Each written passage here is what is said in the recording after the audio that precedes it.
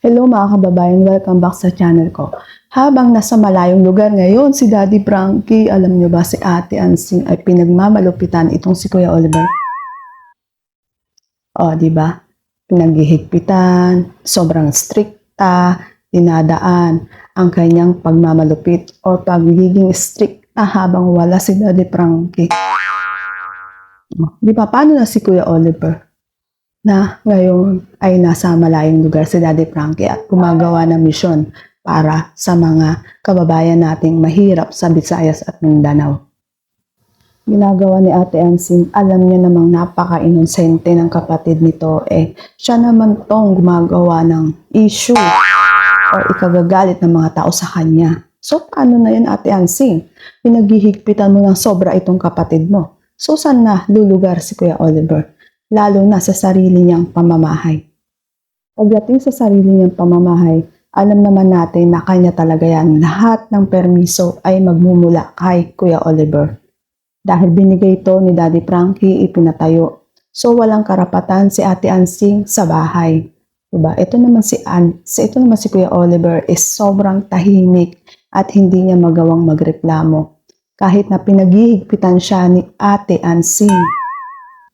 Ang sabi ng mga tao nga dapat Ansing yung tamang tamang paghihigpit lang kay Kuya Oliver. Dapat nilulugar mo kung anong posisyon mo sa bahay ni Kuya Oliver. Actually, wala nga siyang posisyon doon Tagabantay lang siya ng kuya niya, di ba? So, si Kuya Oliver talaga ang may karapatan doon, di ba mga kababayan? At anong naiisip ni Ate Ansing, bakit niya ginaganon si Kuya Oliver, no? Ultimo sa pera, kahit 100 na lang, ay kukunin niya pa sa kapatid niya. Di ba, napakasakit isipin na sa maliit na halaga, aagawin mo pa ba yan sa kapatid mo? Pambili na lang ng merienda yan ng kapatid mo at hayaan mo na yan, Ansing.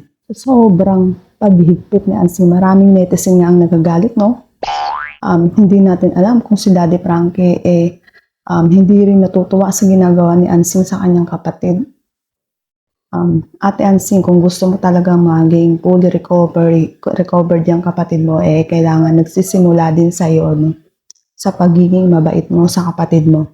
Kasi kung patuloy mo siyang gaganyanin, parang aapihin, pagmamalupitan, paghihigpitan, pagiging strikta mo sa kanya, parang mararamdaman ng kapatid mo na wala siyang kalayaan. Diba?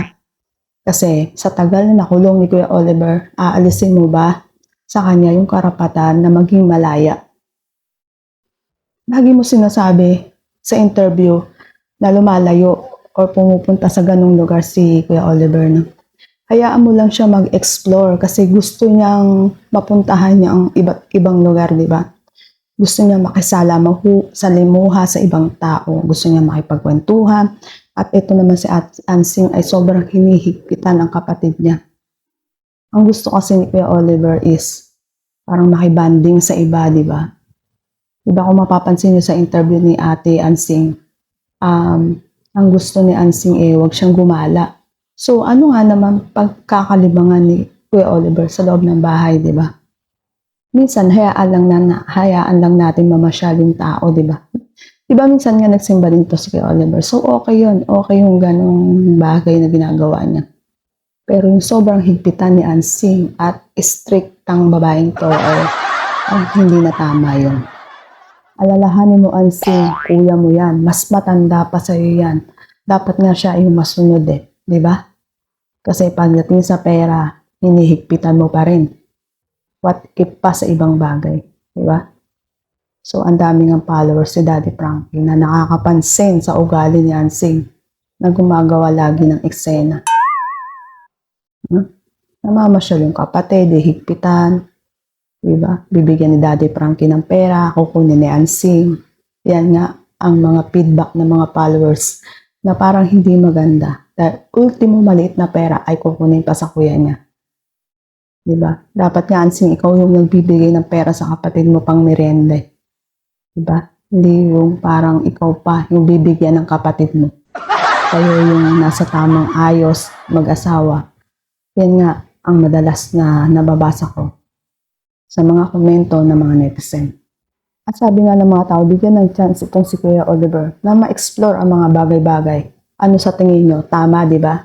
Nabigyan siya ng pagkakataon ni Unseen na makisalamuha sa ibang tao, makapunta sa ibang lugar. Siguro hindi naman maliligaw yun si Kuya Oliver. Marunong naman siguro siya, no?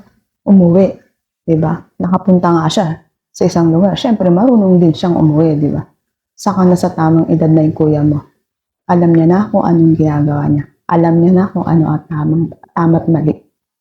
Kaya ikaw, Unseen, sa mga ginagawa mo sa kapatid mo, mag-isip ka. Huwag kang masyadong mahigpit dahil hindi yan makakabuti kay Kuya Oliver. So yun lang po mga kababayan. Habang wala si Daddy Frankie, yan nga ang ginagawa niya sa kapatid niya. Ingat po mga kababayan. God bless po and amen.